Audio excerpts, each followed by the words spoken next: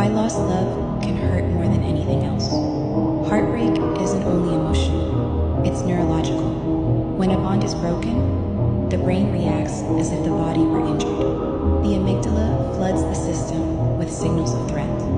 Cortisol, the stress hormone, surges. Your body shifts into survival mode. And deep inside the anterior cingulate cortex, the same region that registers physical pain, lights up. That's why rejection feels like burning in the chest, why grief aches like an open wound. But heartbreak doesn't stop in the mind. It disrupts sleep, blurs concentration, weakens the immune system, and triggers anxiety, depression, even changes in appetite and weight. Dopamine pathways collapse without the reward of connection. Oxytocin, the bonding hormone, plummets. The absence itself becomes withdrawal, a craving for someone who is no longer there. Psychologists call this the attachment system in distress, a survival mechanism, misfiring when a bond is torn away. Heartbreak doesn't simply hurt the heart, it rewires the brain, leaving behind scars, with consequences as real as any wound. According to psychology, people who shut down in conversations, go blank during conflict, or seem emotionally cold aren't always uncaring. Often they're experiencing emotional detachment, a defense mechanism where the brain protects itself by disconnecting.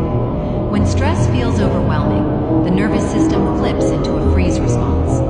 Heart rate drops, words get stuck, emotions feel numb. From the outside, it looks like indifference, but on the inside, it's survival. Detachment shows up in two clear ways.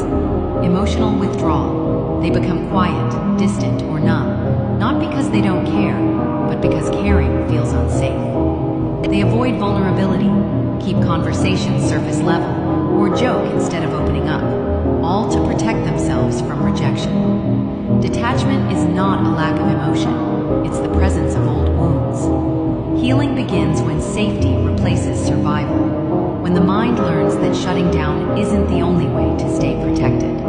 Have you ever felt anger so intense it takes over your body? According to psychology, anger isn't just an emotion, it's a full body reaction. When it strikes, your brain flips into survival mode. Physically, anger activates the fight or flight response. Stress hormones like adrenaline and cortisol surge, your heart races, blood pressure spikes, and breathing quickens. Blood rushes to the muscles, preparing you to attack or defend. In the short term, this energy can feel powerful, but if anger becomes constant, the same reaction turns destructive. Over time, excessive anger damages the cardiovascular system. It strains the heart, stiffens blood vessels, and raises the risk of stroke or heart disease. The digestive system also suffers with stomach pain, acid reflux, or even ulcers. And when sleep is disrupted, the body has no chance to recover. Psychologically, anger is just as corrosive. It narrows focus, making it harder to think clearly or concentrate. It distorts perception, turning small issues into battles. Relationships crack under the weight of harsh words and impulsive reactions. Anger can create distance, leaving both sides wounded and unheard.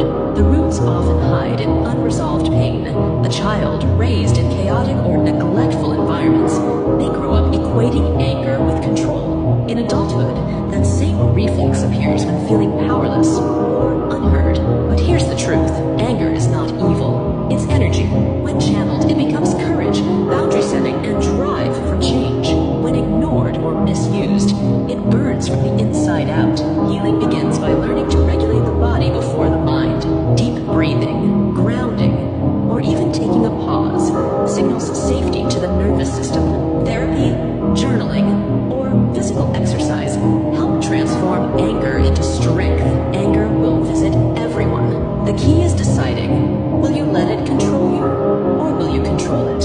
According to psychology, people who replay conversations, analyze every word, and create endless what-if scenarios are often showing symptoms of rumination, commonly known as overthinking. This isn't just deep thought. It's the brain stuck in a loop, Neurologically, overthinking is tied to an overactive prefrontal cortex, the brain's planning center, combined with a hyper-alert amygdala, which signals danger. Instead of calming the fear, the brain keeps cycling through possible outcomes, hoping one will finally bring relief. But the more it spins, the more stressed and exhausted you feel. The roots often go back to childhood environments filled with criticism, unpredictability, or neglect. A child who felt unsafe learned to anticipate problems before they happened. This coping mechanism may have protected them then, but as adults, it shows up as sleepless nights, endless self-doubt, and constant worry over things that might never happen. Overthinking often shows up in two main ways: replaying the past, wondering if you said the wrong thing, missed a sign, or should have acted differently.